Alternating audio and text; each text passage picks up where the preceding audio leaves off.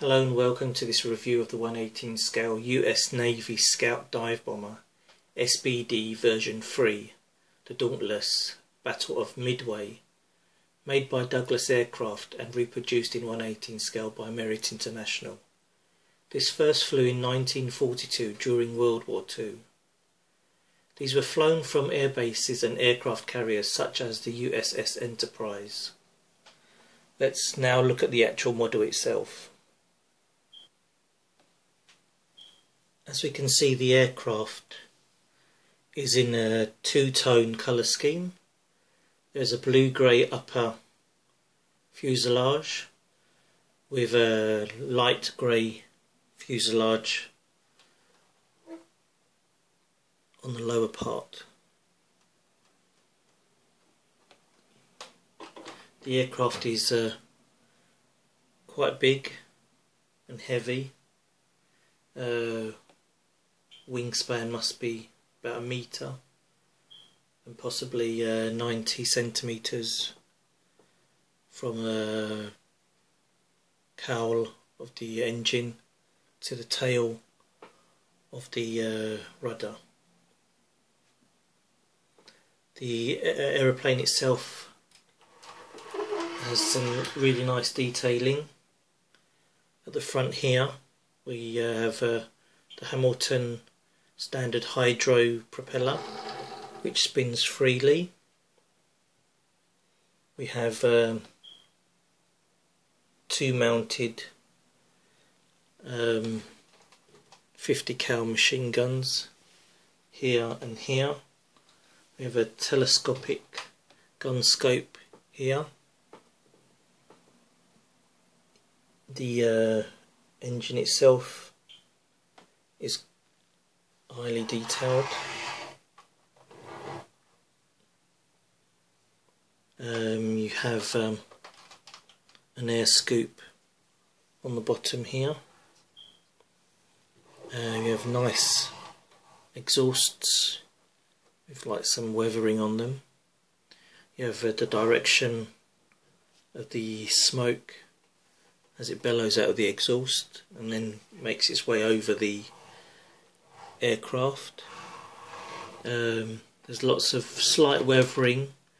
You can see sort of like little lines of dirt or smoke which is on the wings. You can just about make it out of here. Got the lines. There's the foot walkway which is in black, presumably identifies to the pilot and the gunner where to step. It's got some nice silver detailing to show where the wear has been, and showing the aluminium fuselage. It has wear on the actual canopy here and here. Just zoom into that.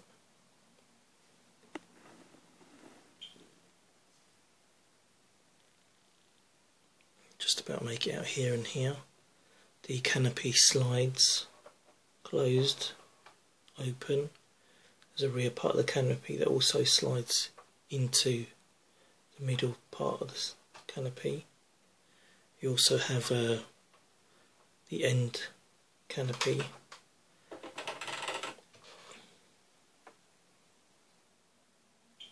That actually also slides and then presumably gets hidden back behind there. There is the machine gun, the 30 caliber machine gun, just here. There's some flaps that open up to reveal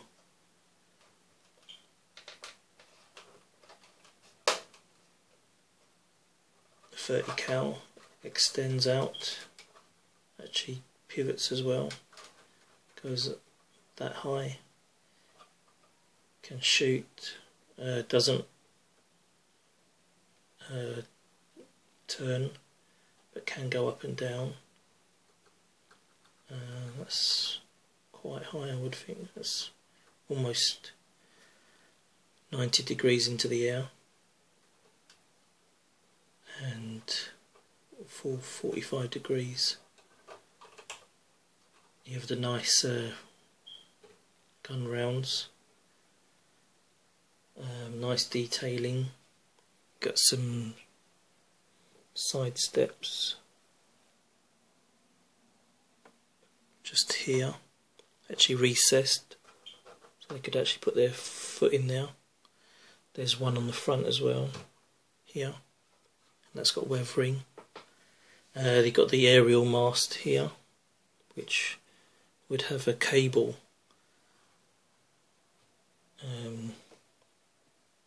extending from the front to the rear of the rudder.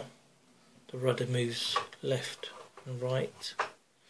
The ailerons move up and down. The the elevators move up and down. The rear ones are called the elevators, and the front ones are called, the wing ones are called the ailerons. They move up and down.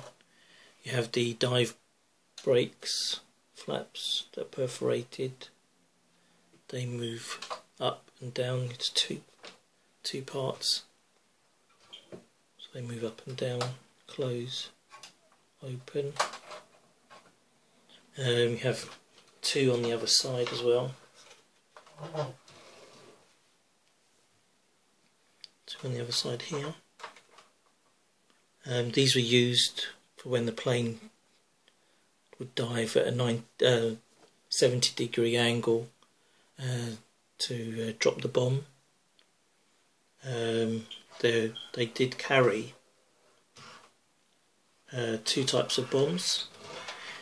You had the 500-pound bomb. You also had the 1,000-pound bomb here, which has the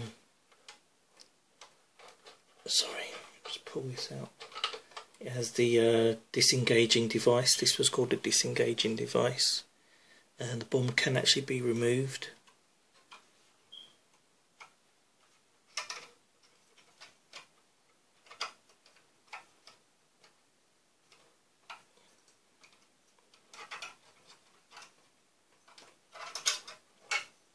Bomb can be removed. The disengaging device can be also put into its place. The tyres are made of rubber. The 500-pound bombs cannot be removed; they're stuck. The wheels can also be pushed underneath. They're spring loaded, the flaps cover that, and also this one would go in and would be covered by this. So there you'd see in the flight mode the wheels do actually rotate. It's just a matter of pulling these out, pulling the flaps out, and then there's also these pins here. See those? There's these black pins just here,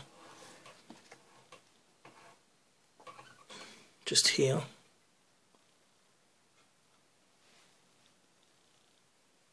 Just here.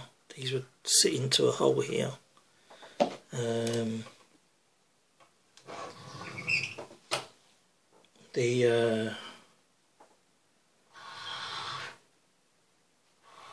Yeah, sorry, I was saying that the wheels do rotate. So the wheels do rotate freely.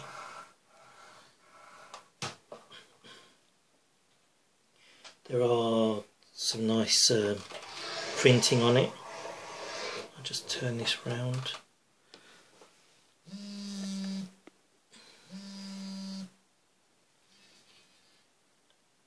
Don't know if we can see that there is printing just there. It says walkway.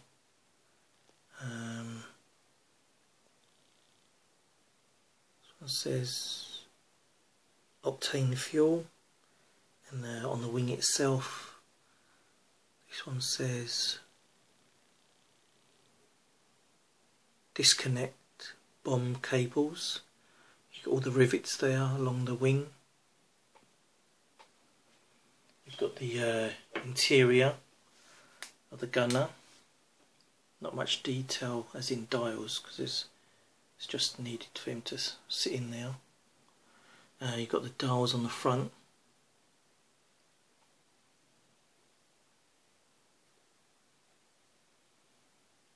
There you go. And then more detailing buttons and such like on that side. The stick, the foot pedals. Not much, a few switches there.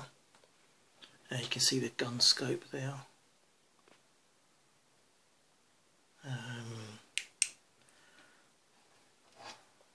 Nice model,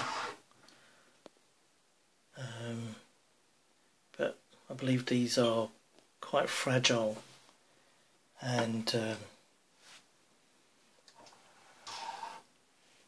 not as good as the 21st century or the BBI models. The canopies are a bit flimsy. I do have one which actually, this piece is actually broken. It's got a big crack in it. If you look at this piece,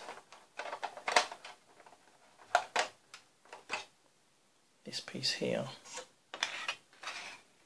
the glass is clear all the way through, and this one actually does have a crack, which is how I received it, unfortunately.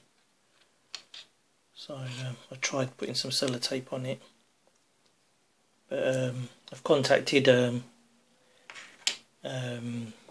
Merit International and Trumpeter on their website. Haven't had much success. No reply at all. I've tweeted them on Twitter. Still no response. Their customer service is pretty crap. The plane also does have some lighting. Got some lenses there. Got a red lens here and the green lens on the other wing. There is a carriage hook that actually extends down, which would be used for when the aeroplane lands on the aircraft carrier, and that would be hooked onto the cable to enable it to close. Come to a full stop. Don't know what this bit is. I expect it's got to have some purpose, possibly when it's on the aircraft carrier. On the whole, it's a nice model. Well, most probably my last that I buy from Merit. I do have the F-14 Tomcat also to review, but that's in storage at the moment, so that'll be some time away. If you like, subscribe, comment, let me know your thoughts and any sort of issues that maybe you've had. Okay then, well, thank you very much for your time. Hope you enjoyed the review and it was informative. Take care.